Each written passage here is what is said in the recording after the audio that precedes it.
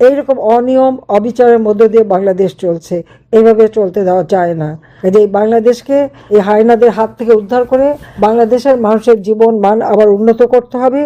আমাদের তো ইতিমধ্যে আমার পরিকল্পনা রয়ে গেছে, প্রেক্ষিত পরিকল্পনা করেছিলাম 2041 সালের মধ্যে বাংলাদেশ হবে স্মার্ট বাংলাদেশ।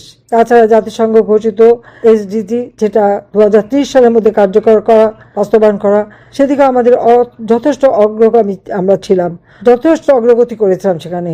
অথচ আজকে সবই স্থবির। এমনকি উন্নয়নশীল দেশের মর্যাদা যে উন্নীত হয়েছিলাম এই 2026 সালে, তা বাস্তবায়ন হওয়ার কথা, সেটাও বন্ধ, সেটাও তারা করতে পারবে না। অবশ্য রাষ্ট্র চালাতে চরমভাবে এরা ব্যর্থ, অর্থ বানাতে আর অর্থ আত্মসাৎ করতে দুর্নীতিতে তারা চ্যাম্পিয়ন। এই অবস্থায় দেশ চলতে পারে না, এখান থেকে দেশকে উদ্ধার করতেই হবে।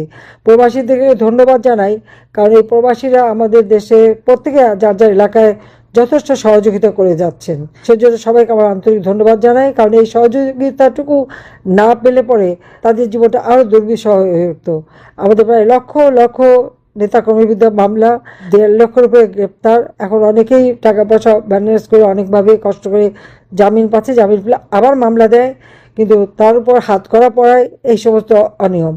তা আমি এইটুকু বলবো যে প্রত্যেকে যার যার এলাকায়, আপনাদের এলাকায় যে যেখানকার মানে সংসদ সদস্য বা রাজনীতিবিদ, তাদের কাছে আসল চিত্রটা তুলে ধরতে হবে এবং তুলে ধরে বাংলাদেশ যে একটা দুঃশাসনের কবলে পড়েছে, এখানে যে সকল মানুষের যে চরম কষ্ট এবং এই সংখ্যালঘু সম্প্রদায় থেকে শুরু করে মুক্তিযুদ্ধ সপক্ষের শক্তির উপর যে চরম নির্যাতন চলছে, প্রতি পদে পদে মানবাধিকার লঙ্ঘন করা হচ্ছে, প্রতি পদে মানুষকে খুন করা হচ্ছে, এই বিষয়গুলি তুলে ধরে তা জনমত সৃষ্টি করতে হবে। আর দেশের ভিতরেও আমাদের যারা আপনাদের আছে পরিচিত আপনজন, সবাইকেই বলবেন শক্ত হয়ে দাঁড়াতে। এই অন্ধকার কেটে যাবে, আবার নতুন সূর্য উদিত হবে, আবার বাংলাদেশ জেগে উঠবে। বাংলাদেশ জাতির পিতার স্বপ্নের ক্ষুধা দারিদ্র্যমুক্ত উন্নত সমৃদ্ধ সোনার বাংলাদেশ হিসেবে ইনশাল্লাহ আমরা গড়ে তুলব।